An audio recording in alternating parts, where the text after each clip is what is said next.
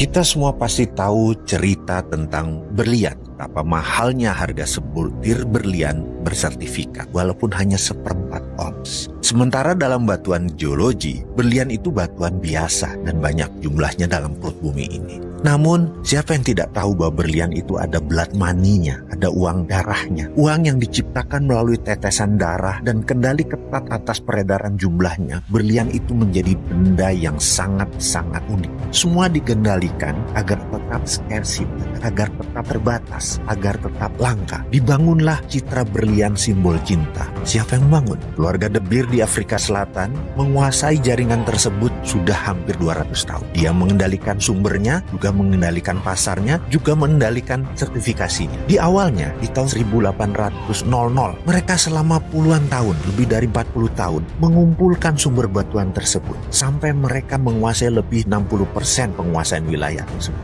Dan di tahun 1860, mereka mendeklar dengan menyatakan bahwa berlian adalah simbol cinta. Berlian adalah simbol kehormatan. Berlian adalah sebuah kekuatan. Berlian adalah sebuah kemurnian. Dan image tersebut membuat benda berwarna putih bening tersebut berharga ribuan dolar, walaupun dengan gramasi yang sangat kecil.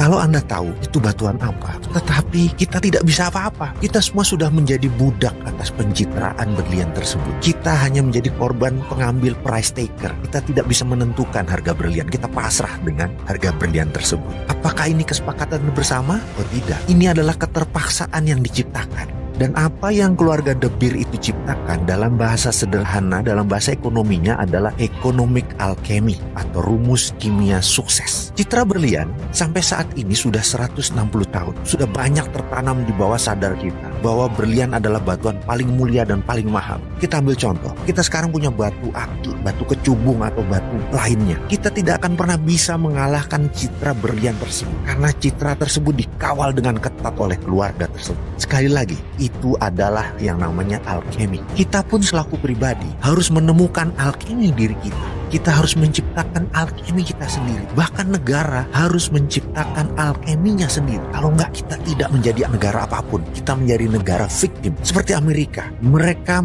menciptakan alkemi. Mereka mengatakan mereka tidak menggunakan jaminan emas lagi pada tanggal 15 Agustus 1971. Untuk mencetak dolar. Mulai saat itu mereka suka mereka mencetak dolar. Dan hari itu dinamakan hari alkeminya dolar. Dan itu alkeminya Amerika. Misalnya, strategi menaklukkan wilayah sewaktu Patih Gajah Mada menyatukan Nusantara dengan perjanjian logam, itu pun namanya alkemi. Kita tahu kan semua sejarah tersebut, di mana ketika Patih Gajah Mada menyatakan akan menyatukan Nusantara di bawah Panji Majapahit, ada puluhan kerajaan yang dihendak satukan. Dari selatan Thailand, Champa, dari utara Filipina sampai sisi timur Melanesia, nyaris tanpa tumpah darah. Hanya ada satu perang dengan kerajaan Pasundan. Sisanya hampir tidak pakai perang yang tumpah darah. Yang dipakai adalah perjanjian logam. Emas Majapahit dipinjamkan ke berbagai kerajaan dan mereka yang menerima pinjaman emas tersebut menaikkan Panji Majapahit bendera gula kelapa yang berwarna merah putih. Penaklukan Gajah Mada menyatukan Nusantara adalah economic warfare,